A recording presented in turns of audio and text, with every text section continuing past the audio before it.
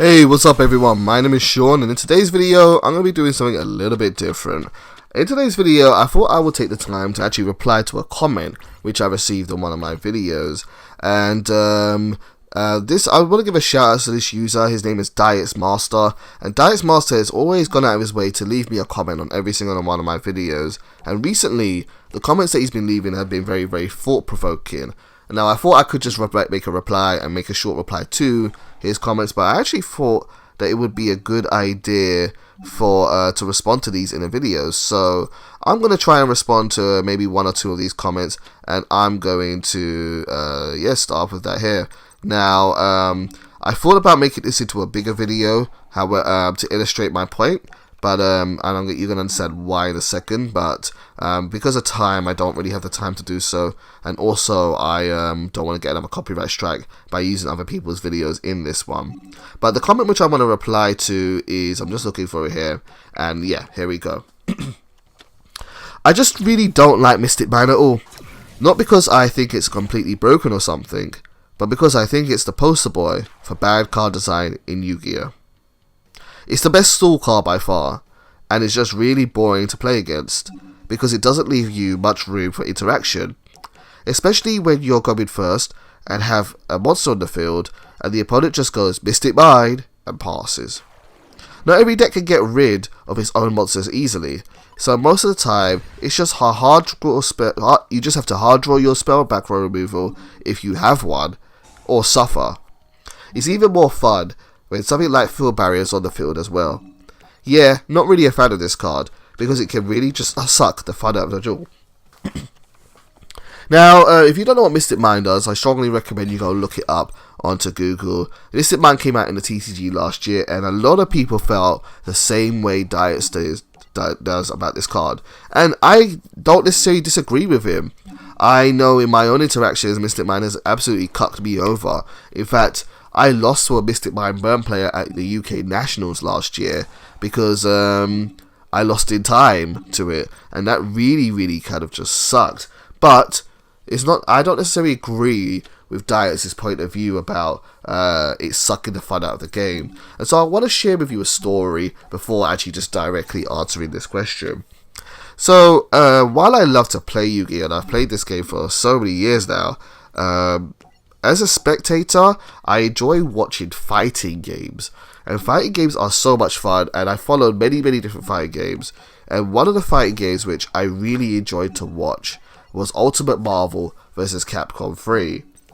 This was always a great and interesting game to follow, because it would always evolve over time, but it was always exciting. And in Ultimate Marvel vs. Capcom 3, I don't know really why, but it was almost like there was this gentleman's agreement of that nobody could copy the same team as someone else, where everybody, you can play same characters, but your team was your own, and so it would force people to kind of be a bit more ingenuity and to be more creative, because otherwise people just say you're just copying F-Champ strategy, Phoenix is his main card, whatever. So I want to tell you the story of a man who I followed, and his name was Chris G. Now, in 2012, or up to 2012, Chris G had been playing fighting games for many years.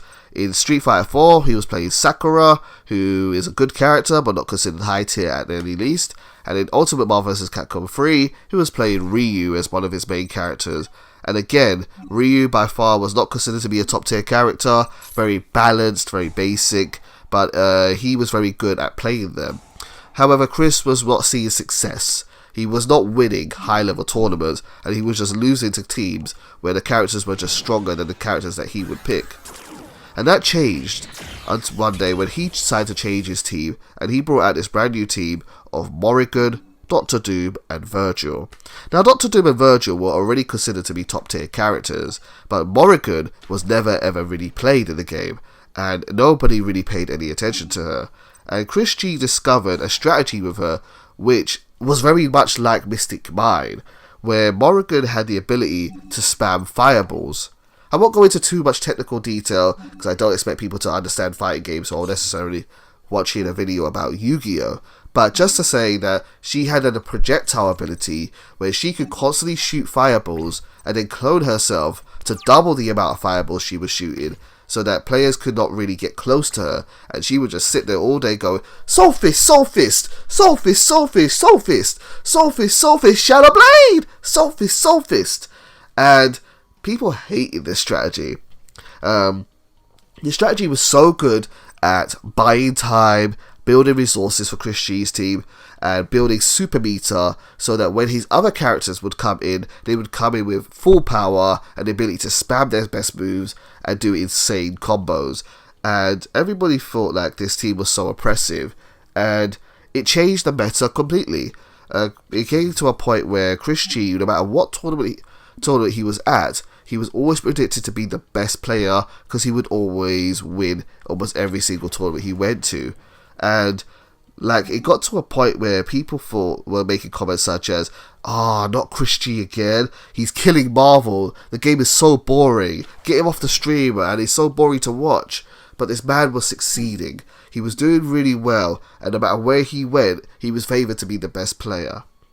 And yeah, I mean, so it got to a point where I remember people used to make memes about how much they hated Chris G and watching Chris G. So that was all the way up to 2012, and Chris G remained the most dominant player in America up through 2013 and 2014. And then he gets to the World Championship Tournament of Fighting Games, Evolution. Evolution is a yearly tournament that happens in Las Vegas. Has had a bit of controversy recently, so I don't know about the future of it, but up to now, it has been a yearly tournament that runs every summer in Las Vegas, and it's where all the best players from all around the world come together to play their favourite games and show off their ability. And Chris G, for 2 years running, made top 8, and he was favoured to be one of the best players to win the damn tournament. And unfortunately, he didn't. He didn't win it, and both years he was knocked out by the same person, and that person's name was Justin Wong. Justin Wong is a legendary fighting player. He's been playing for many, many years, and he knows how to play at a tournament level, such as a high-level tournament level, such as a fighting game championship like EVO.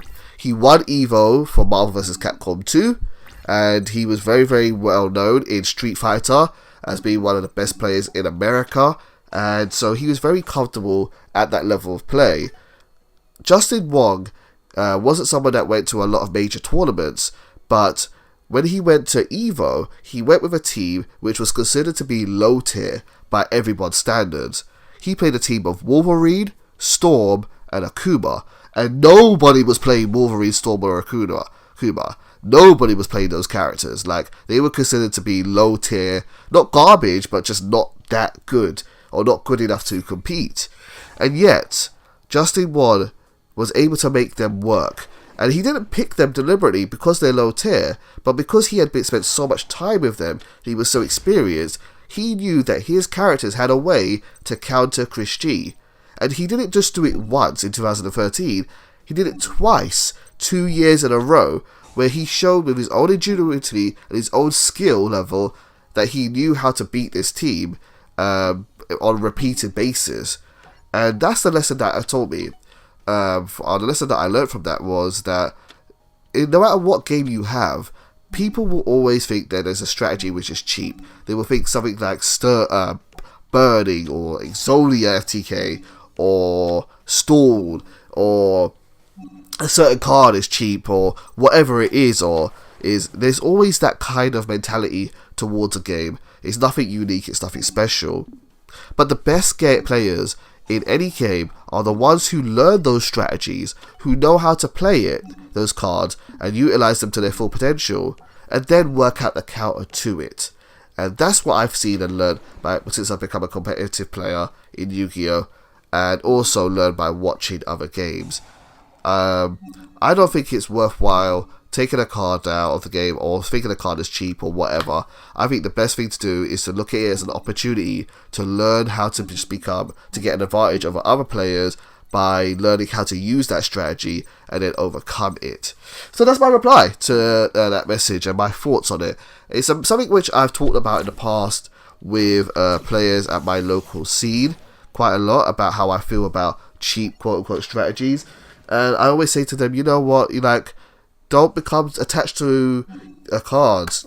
Don't Don't feel that just because your strategy can't beat something, that other strategies are broken.